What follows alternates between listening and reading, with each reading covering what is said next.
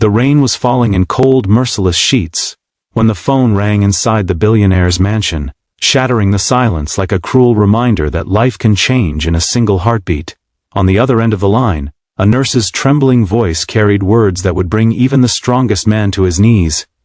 "And sir, your daughter is lying unconscious on the street, and we don't know if she's going to make it."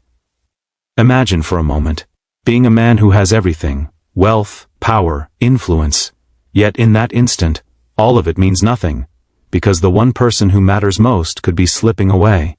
His heart stopped, his breath caught, and for the first time in decades, his carefully built empire felt like a fragile glass castle that could shatter into dust. Before I take you deeper into this emotional journey, I want to pause for just 1 second and ask, if you believe in kindness, in the power of second chances, and in the way love can heal even the deepest wounds, please hit the like button, share this story, and subscribe to the channel. Your support means the world, and helps us continue bringing you stories that touch the soul.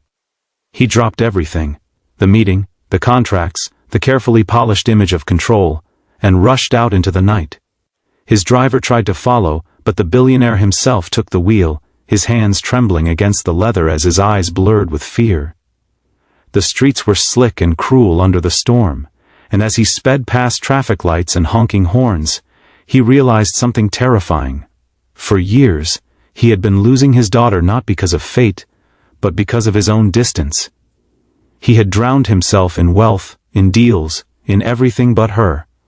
And now she was lying unconscious, perhaps paying the price for his absence. When he reached the scene, the ambulance lights flickered like fading hope. His daughter, barely 18, was sprawled on the wet ground, her hair matted against her face, her lips pale. A group of strangers stood nearby, their umbrellas trembling under the storm, whispering words of pity and shock. The billionaire pushed past them, his heart breaking at the sight.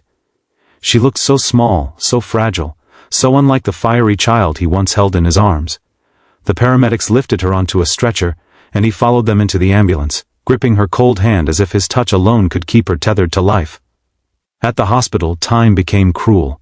Hours stretched like years as machines beeped, doctors rushed in and out, and he sat in the corner, his head in his hands, drowning in regret.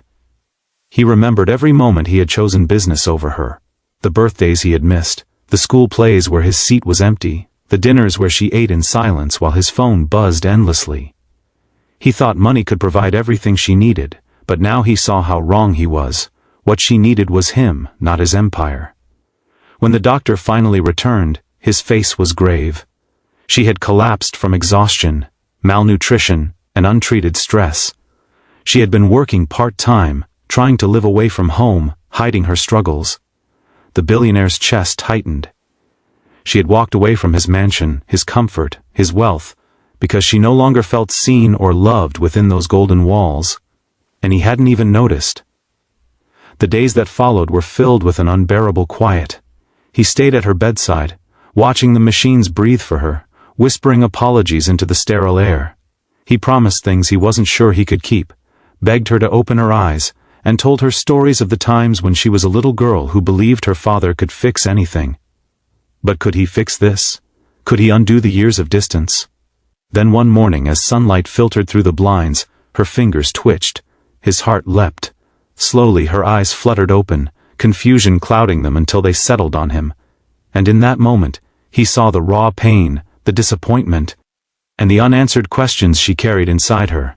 She didn't need to speak, her silence was enough to pierce his soul. He broke down. For the first time in his adult life he cried, not as a billionaire, not as a man who owned half the city, but as a father who had failed. He told her everything, how empty his success felt without her, how deeply he regretted letting her slip away, how none of his wealth could ever replace the warmth of her smile. She listened, weak but awake, and though she didn't forgive him instantly, her tears told him she still cared, that somewhere deep down, she wanted to believe he could change. Recovery was slow. She had to relearn how to trust him, and he had to prove that his words weren't hollow. He began showing up, not with gifts, but with presence.